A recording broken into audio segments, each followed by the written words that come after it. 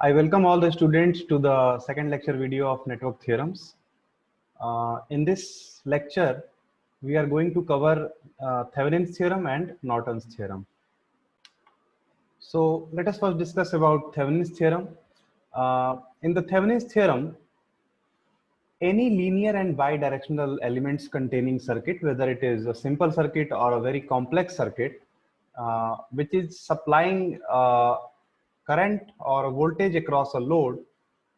Let us say this load is applied across the terminals A and B, and these are the two terminals which is coming out of this linear bidirectional circuit.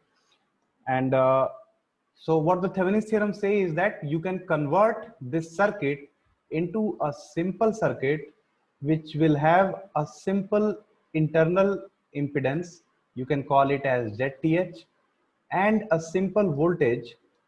Let me make it like this. We can call it as VTH.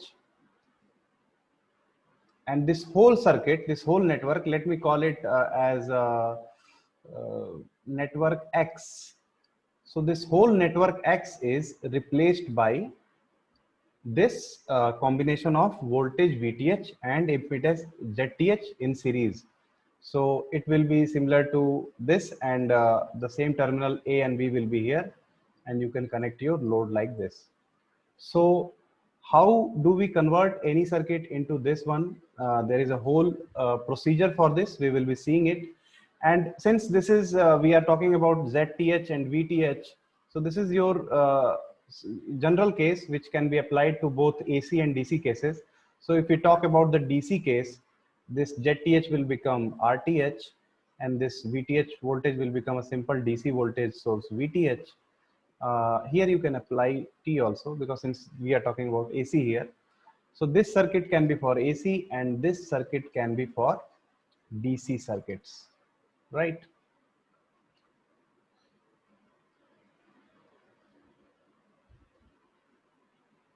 So the load can be either be linear or non-linear, it doesn't matter, but the circuit should have the elements which are linear and bidirectional. So let us take an example, and step by step we solve for calculating this VTH and ZTH value depending on the circuits. Now let us take this example to solve this circuit using Thevenin's theorem. So what is asked in this circuit is that you have to find this current I which is going through this 2 ohm resistor using the Thevenin's theorem. So this 2 ohm resistor will basically be called as load, and we have to convert this remaining circuit. This remaining circuit, you can call it as X circuit, that I just said that this is an X circuit.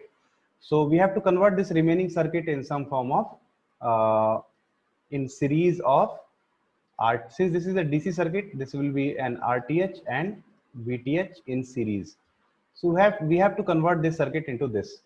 So what will be the procedures to calculate this RTH and VTH? We are going to see that. So first let us calculate VTH. So for calculating VTH, the first procedure is to first you remove this load from the circuit. So you have to open this particular circuit between the terminals A and B. So your new circuit will be like this. Now, so this is the modified circuit where you have removed the load resistance 2 ohm, and you have thus got an open circuit here between the terminals A and B. So you have to calculate this open circuit voltage, VOC I am calling it, and it is the voltage which will be called as VTH, or Thevenin's equivalent of Thevenin's voltage. So let us calculate this voltage. If you can see, since this circuit is open circuit, there will not be any current in this direction. So if this 20 ampere current is entering here, it will be divided in two parts between this and this. So if you can see, since this is open circuit, we are not going to see this. or we are not going to consider that. So the combination of this 6 ohm and 3 ohm resistor will be 9 ohm, and here also it is 9 ohm.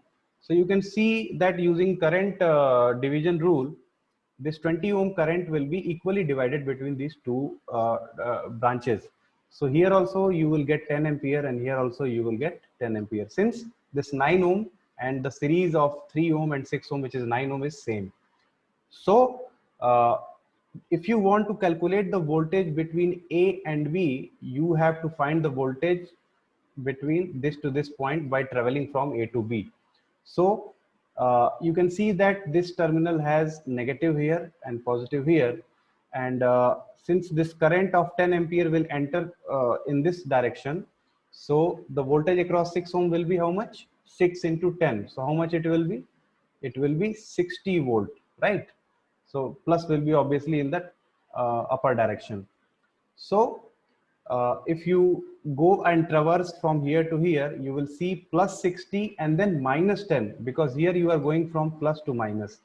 Since here you are going from minus to plus, but here you are going from plus to minus, so the value of VOC, which is basically equal to Thevenin's voltage, will be equal to 60 minus 10, which is equal to 50 volt.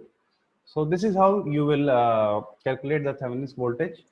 So the idea is very simple. For any given circuit, if you want to calculate a Thevenin's voltage across any load, you just remove that resistance or whatever the load is, and across its terminal, find out the open circuit voltage. And that open circuit voltage will be nothing but your Thevenin's voltage. Now, for calculating Thevenin's equivalent resistance, which is RTH, similarly to the VTH, we have to first remove the load and make it an open circuit, and like this. And then we have to deactivate all the independent sources in the circuit. So independent sources means the voltage and current sources, and we will have to replace them with their internal resistances. So deactivating means we have to replace all the independent sources with their internal resistance. So for example, if you have an ideal voltage source, you have to replace it with a short circuit, and if you have an ideal current source, then you have to replace it with a open circuit. And then finally we will find the equivalent resistance across that same AB terminal, which is open circuited now. So let us draw the circuit uh, for make it more clear to you as how we will calculate RTH. So I have drawn the modified circuit for calculating RTH. So here you can see there was a current source here. So this current source is replaced by open circuit, and there was a voltage source here, and this voltage source is replaced by an short circuit here. So current source is open circuit, voltage source is short circuit. And since I have already removed the load resistance, now what I have to do is I have to calculate the equivalent resistance across these open circuit terminals AB. So this equivalent resistance will be nothing but your Thevenin's resistance. So let's calculate it. Since this circuit is open circuit, we will not be considering this resistance. And seeing from this, you can see that 3 ohm and 9 ohm are in series, which are in parallel with the 6 ohm. So your R equivalent will be nothing but 6 ohm resistance in parallel with 9 plus 3 ohm, because 9 and 3 ohm are in series when we look from A and B. So what will be your final answer? So this will be 12. So we can say that R equivalent is 6 into 12 divided by 6 plus 12, which is 72 divided by 18, which is basically equal to 4 ohm. So we get RTH as 4 ohm, correct? So now let us draw our equivalent Thevenin circuit here. So we have already found our RTH as 4 ohm. This is our RTH. And we had already found our VTH also. So VTH value was 50 volt. Now let us connect it to our load, which was across AB. And what was that load? That load was nothing but a 2 ohm resistor, right?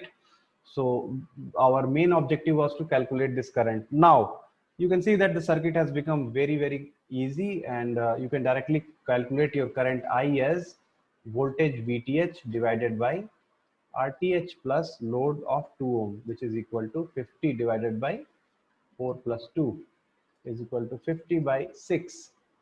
So this is how you can calculate your current. So the final answer will be 6, 8, 40, 48. So 8.33 approx amperes.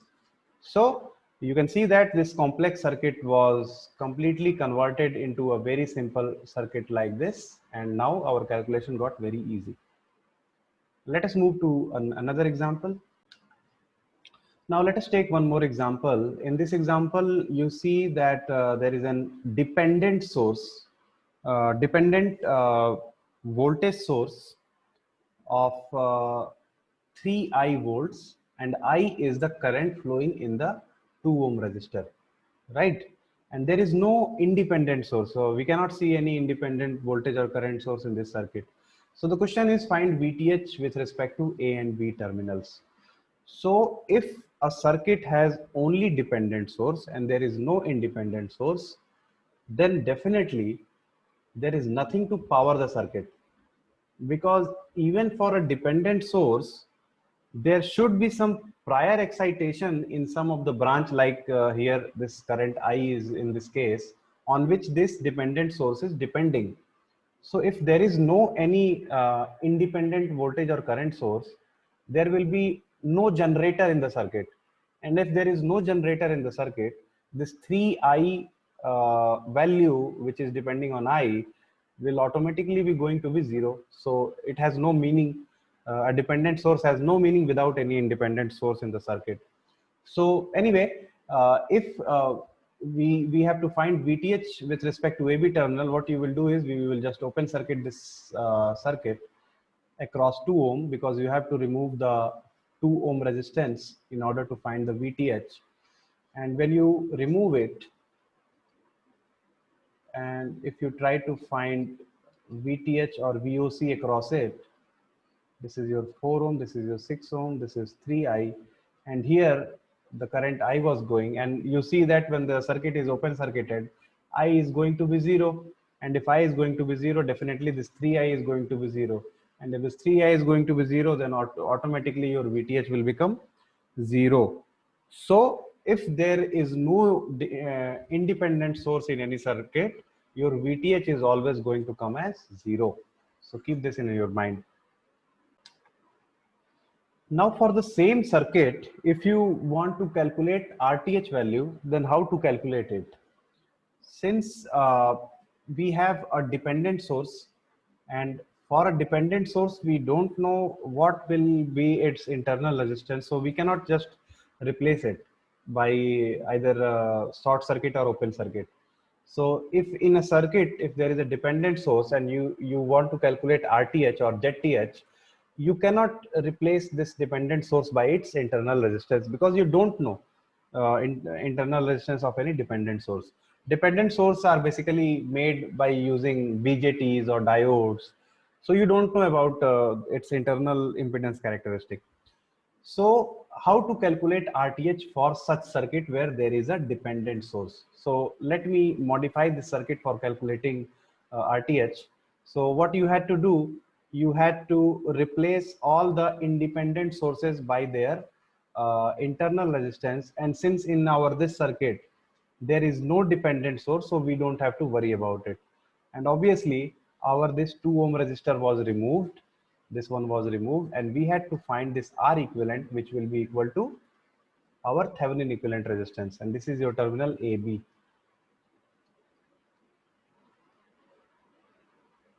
Right? So how to calculate? You don't know the resistance between you don't know the resistance of this dependent source 3I. So how to calculate?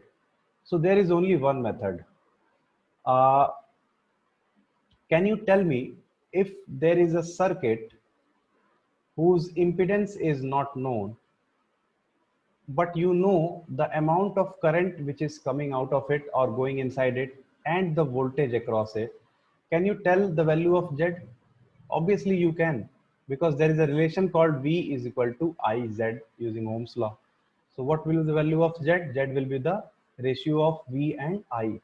So somehow, if you can calculate the voltage and current across any terminal, you will be able to know the R equivalent value of the R equivalent value across that terminals A and B. So in this case, you see that these terminals are open circuited. So without any modification, you will not be able to flow a current because it is open circuit. So for open circuit, how can you have a current? So what you will have to do, you will have to add a generator, either a voltage generator or a current generator. So for simplification, I am going to add I am going to add a current generator between these terminals A and B. And even for more simplicity, let me call it as just 1 ampere generator. So what I'm doing is, for finding RTH, I'm going to add a 1 ampere generator current source across terminal A and B, and let me call this terminal as VA. And basically this is our ground. So using nodal analysis, we can very simply calculate the values of VA, because all the other ingredients we already have. And since we knew that this was the current I, and on this I current, this voltage source 3I was dependent. Now your current I is equal to how much? Minus 1 ampere. Since you have connected a generator, so I is your minus 1. So what will the value of this? This voltage source will become minus 3 volts, right? Because this is dependent on I. So now let's apply KCL at VA. So VA minus 3 volt divided by 6 plus VA divided by 4 will be equal to how much? 1 ampere, since 1 ampere is going inside, right? So solving this equation, you will get VA is equal to 1.2 volts. Check if it is wrong or right, but I think it is right. VA will have a value of 1.2 volts. So the voltage across these terminals A and B, we got it as 1.2 volt. So now you have a current source whose value is 1 ampere, and it is connected across a terminal A, B, and the voltage across this terminal comes out to be 1.2 volt. So can you tell me what will be the equivalent resistance across this terminal, which will be seeming if we replace this current source? So definitely it will be RAB, which was actually R equivalent, which was actually RTH, will be equal to the voltage across it, which is 1.2, divided by the current flowing out of it. So it will be equal to 1.2 ohm. So this is how, if there is a dependent source in any circuit, what you have to do is you have to replace the load with an open circuit, and then you have to connect a generator, preferably a 1 ampere current source, and then you will have to find the voltage across these terminals, these open circuit terminals, and you just have to divide the voltage with the current 1 ampere, and you will get the value of RTH, right? So I hope it is very easy and very easily understood to you. Now let us do a full example with an independent and dependent source to completely understand how to solve Thevenin's theorem.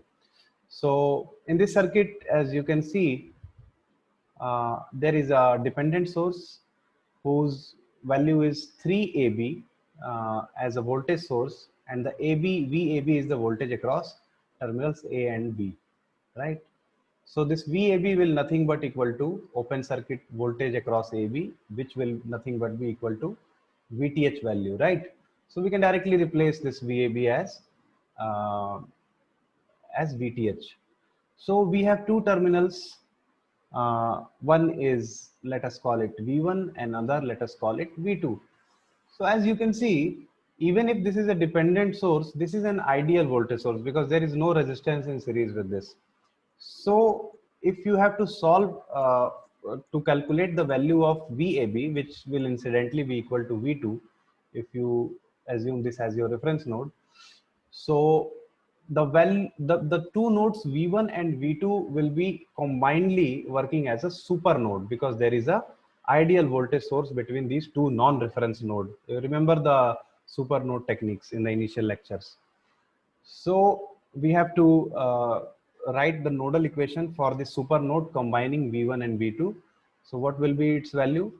V1 minus 5 divided by 2 kilo ohm. So I'll write 2K, which is in 2 into 10 to the power 3, plus, so let me assume directions of the current outside, plus V1 divided by 2K plus V2 divided by 1K is equal to 0. Now this is your equation 1, and there is another one relationship between this V1 and V2. So you can say that V1 minus V2 is equal to 3 VAB, which is nothing but 3 VTH, right? And what is the value of VTH? VTH is nothing but V2 value, definitely. So you can just write V1 minus V2 is equal to 3 V2. So this is your equation number 2. So you have two variables and two equations. So solving them, you will directly find your V2 is equal to 0.5 volts. You just check it by solving at home.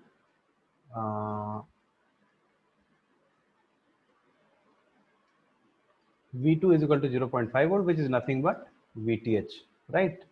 So you have got your VTH. Now let us calculate the RTH value. Now, as I said in the previous example, that for calculating RTH, first I have to deactivate the independent sources. So definitely this 5-volt source will be replaced by short circuit, and the resistors will be intact, and this dependent source will also be intact.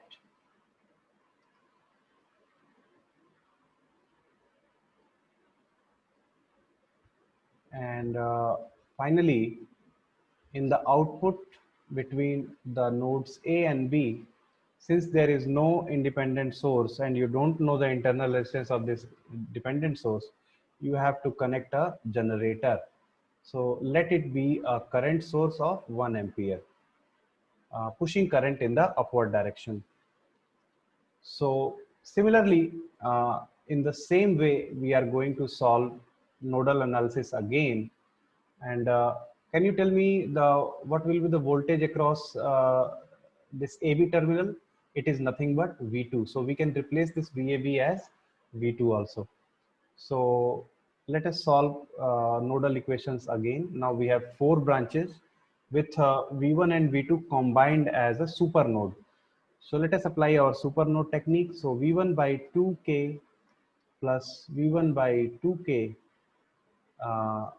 plus V2 by 1K minus 1, since 1 ampere is coming inside, or you can directly say is equal to 1 ampere, this generator current, right? So this is your equation 1, and there is another equation. You know that V1 minus V2 is nothing but 3 VAB, which is nothing but 3 V2. So this is your equation number 2. So on solving this, you will get the value of V2 as 200 volts. So can you tell me the value of RTH? It's fairly easy now. It is the value of the ratio of the voltage across this terminal AB, which just came out to be 200 volts, and it will be divided by the current 1 ampere which you have applied. So your RTH value is nothing but 200 ohm. So this is your answer, and this is how you will calculate Thevenin's equivalent circuit for anything like this. So for the previous example, the whole circuit will be converted to this very simple circuit of RTH is equal to 200 ohm and VTH is equal to 0.5 volt. So you can imagine this whole complex circuit having dependent voltage sources and all can be just be converted into this simple series circuit of a voltage and a resistor. Now let's talk about Norton's theorem, and it is like a source transformation version of Thevenin's theorem. In the Thevenin's theorem, what you are doing is you are converting any circuit which was having a linear bidirectional elements to a circuit, simple circuit, in which there was a voltage source and a resistance in series. So what will happen if you source transform this voltage and resistor? It will be converted to a current source in parallel with a internal resistance R. And in both the cases, you know that the R value is same. Only the value of current and voltage will change. Like if for example, if you have a resistor R and a voltage V in series, and if you want to source transform this, it will become a current source I, whose value will be nothing but V divided by R, and it will be in parallel with a resistor. The value of this resistor will be same as this R, right? So similar to this source transformation, in the Norton's theorem, if you take any circuit which is having linear and bidirectional element, you can convert that circuit into an equivalent current source in parallel with a resistor R, and this current source is you can call it as IN, which is I Norton, and this resistor you can call as RN, which is also basically equal to RTH, or the Thevenin's resistance. So here also you can see that this is VTH and this is RTH, and if you divide this VTH by RTH, what you are going to get? You are just going to get IN. So Norton is nothing but source transform version of Thevenin's theorem. So let us take an example and solve it using Norton theorems. So before that, let me again repeat the definition of Norton's theorem. So for any circuit having linear and bidirectional elements, the whole circuit can be converted into an equivalent circuit having a current source called IN in series with an resistor which is called RL. And with the following examples, we will see how we can calculate this IN and RN, which is basically RTH, which we already know how to calculate. So let's take this example and solve it using Norton's theorem. So what we have to do is we have to find this current I in this 1 ohm resistance using Norton's theorem. So let us first calculate this IN value. So for the calculation of IN, remember for the calculation of VTH, what you did was you just removed the load or resistance, whatever was that there in the load, and you found the open circuit voltage to calculate the VTH value. But can you do that for calculating IN? No, because in open circuit you don't have currents. In open circuit, the current value is always 0.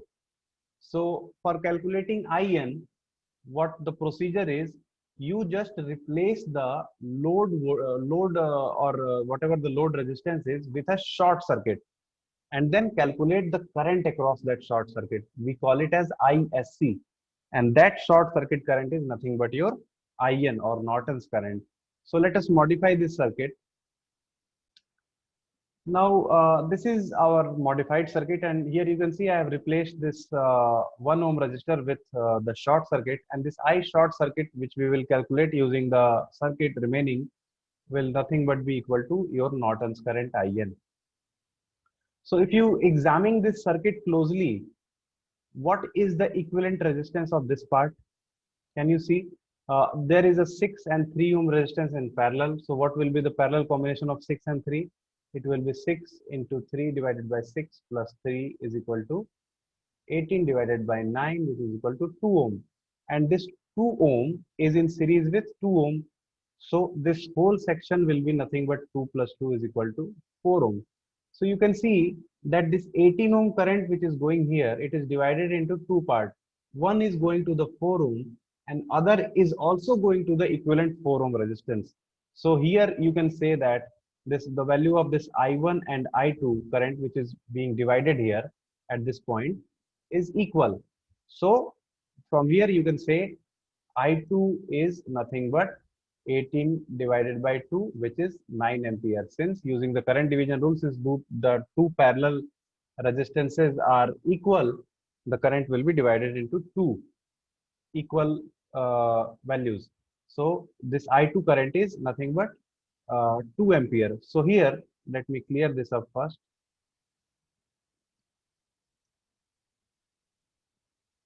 So here, the current which is entering is 9 ampere. So this, can you tell me what will be the value of I4 using simple current division rule? And incidentally, this I4 will nothing but will be equal to ISC, because the same current will be flowing in whole this branch. So I4 is nothing but your I2 current, which is 9 ampere, multiplied by using current division rule, 6 divided by 6 plus 3.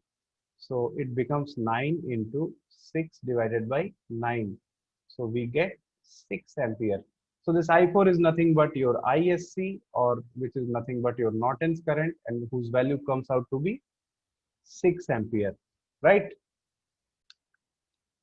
Now let us calculate RTH, which is nothing but RN for our Norton circuit. So what was the procedure of finding RTH or RN? We have to remove the load resistor here, and then across the terminals, let us say it AB terminal, we will find the equivalent resistance. So, and also we will remove the 18 ampere current source. So it will become an open circuit. So since this is open circuit, there will be no meaning of this 5 ohm resistance. And if you see from this side, if you see from this terminals A and B, you will see that this 2 ohm and 4 ohm are in series. So these collectively become 6 ohm. And these are in parallel with this 6 ohm. So this 6 ohm and this 6 ohm are in parallel. So they will become 3 ohm. So parallel combination of 6 and 6 becomes 3. And this whole combination, which is now 3 ohm, is in series with this 3 ohm. So what will be the equivalent resistance? R equivalent will be 3 plus 3 is equal to 6 ohm. So what we got finally? We got a current source which was IN and whose value we just calculated as 6 ampere. It will be in parallel with an RN value, and this is basically RN 6 ohm. We have RN value of 6 ohm, and finally if we connect across our 1 ohm resistor of our original circuit here, this 1 ohm. So our original question was we had to find the current I in it.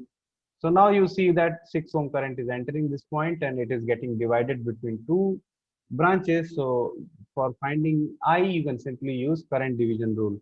So 6 into 6 divided by 6 plus 1 means 36 divided by 7 ampere. So this is how you can apply Norton's theorem and calculate your response.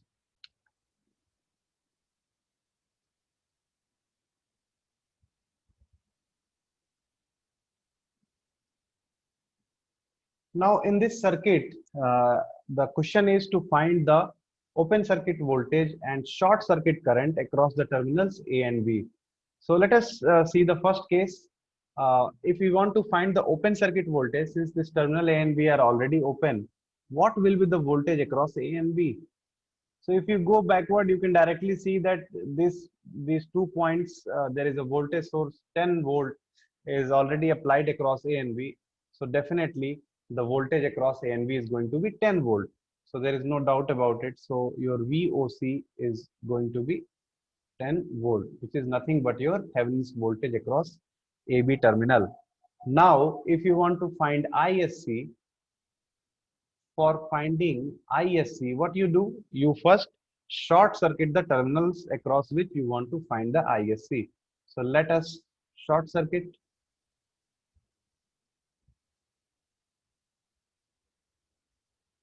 So what I am doing is now I am short circuiting this terminal A and B. So this was our 2 ampere, 3 ohm, and 10 volt. So what you just did, you just short circuited these terminals A and B. So what happened is these whole points from here to here, everything become one single point. Short circuit means everything becomes one.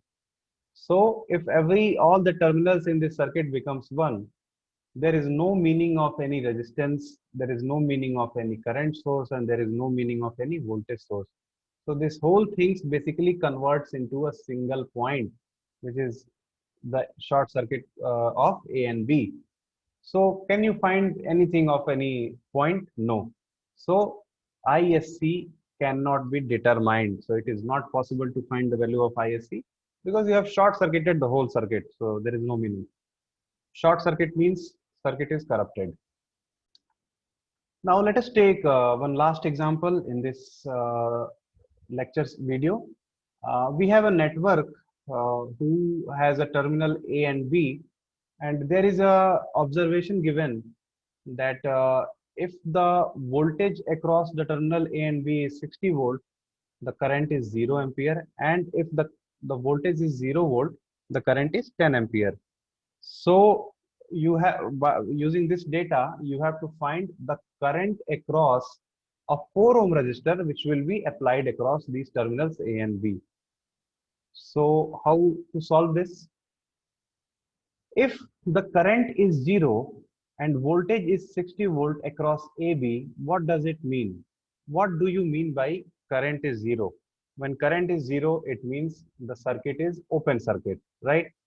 And if you find voltage across that open circuit, the voltage whatever you find will be called as open circuit voltage. And by the definition, if you find a voltage across terminals from a network in the open circuit condition, it is called your Thevenin's voltage, right?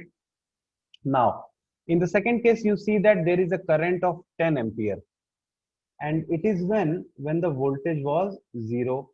So for any branch across whose the voltage is 0 volt, but there is a current flowing in it, it means that that section of that particular branch is definitely short circuit. So whatever the current you found was short circuit current, and it is nothing but your Norton's current, right? So you have already VTH voltage, Thevenin's voltage, which is nothing but 60 volt. By observing this table, we could say that. And we also have a Norton's current whose value is 10 ampere, right? So I just said you in the previous slides that Norton's equivalent circuit is nothing but the source transformed version of Thevenin's circuit. So let me repeat it once again. So let me draw the Thevenin's equivalent circuit here once again. So this is our VTH, this is our RTH. So this circuit can be transformed into a current source circuit like this,